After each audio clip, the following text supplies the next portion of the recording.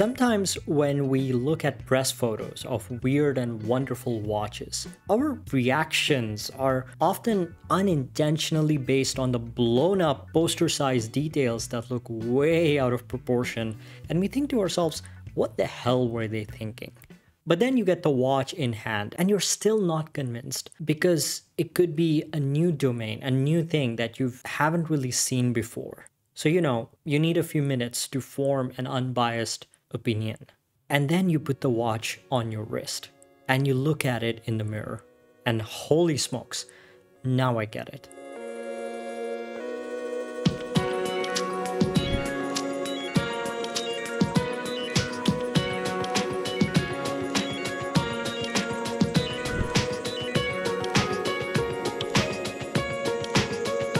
Typically, how I make these videos is that I visit the Red Army Watches boutique and pick out a few watches that I think you guys would enjoy seeing.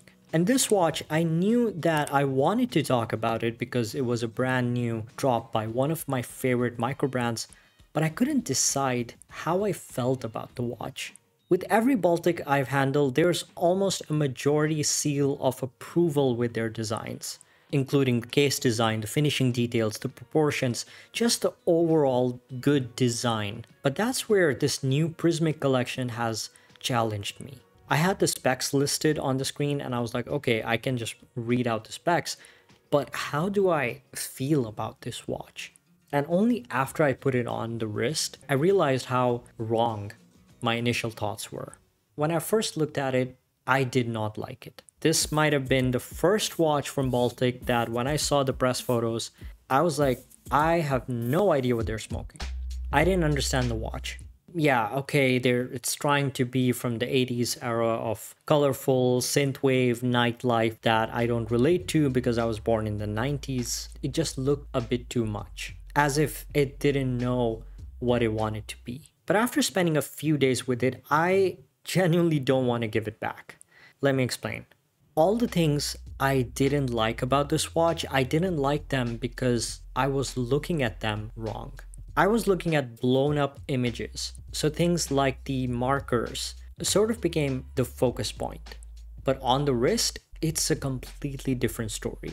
The markers just look like polished dots that reflect light really well. So it gives it that Grand Seiko-y shine.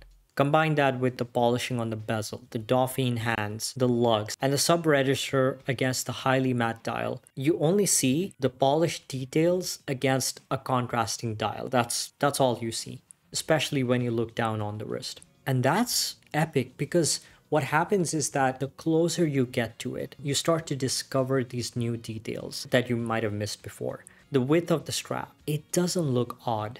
Instead, it gives it an integrated steel bracelet look. It just blends together in a delicious liquidy way.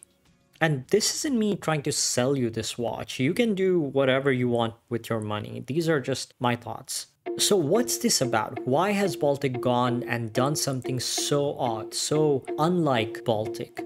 The reason why this watch looks so incredibly odd is because we haven't seen too many revivals from the 80s. Baltic has been all about the 30s and the 50s and the 60s with their sector dials and vintage-inspired dress watches. And we're still seeing the 70s inspiration with all of the popular integrated steel bracelet models. And this, from what I can recall, is one of the few that I have personally seen that really dive into that era of funky designs. Let's look at the specs.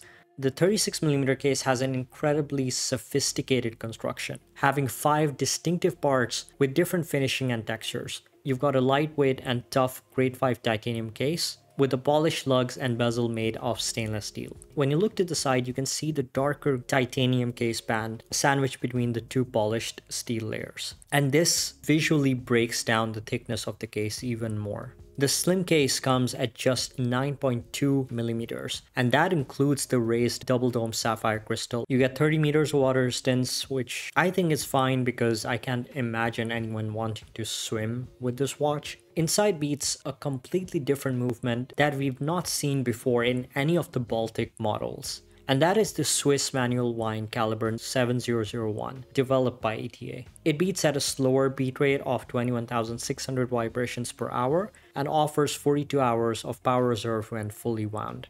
This movement, used in the past by brands like Nomos, Longines, and even Omega, along with a few micro brands, isn't seen too often nowadays.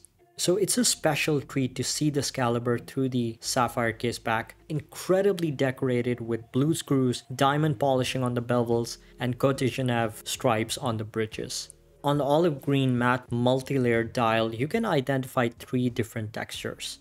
You have a grainy sub-dial above 6, guilloche texture in the center, extending all the way to the edges, and a brushed raised ring placed on the outside where the polish markers sit. Wow, that's a lot of words. But that's the point. It's all subtle. You have to sit and hover over each of the little details to notice them because they don't scream at you. Your first reaction when you get hands-on with this is not looking at those individual details, but looking at the entire thing as a whole. And somehow it works. It's definitely not for everybody. This is not a mainstream design. They're definitely trying something different, and I do applaud them for that.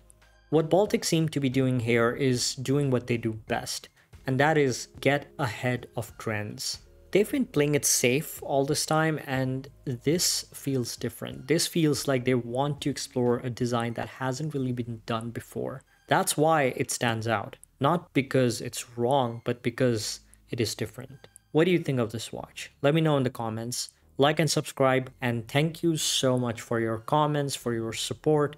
I'll see you in the next one. Take care.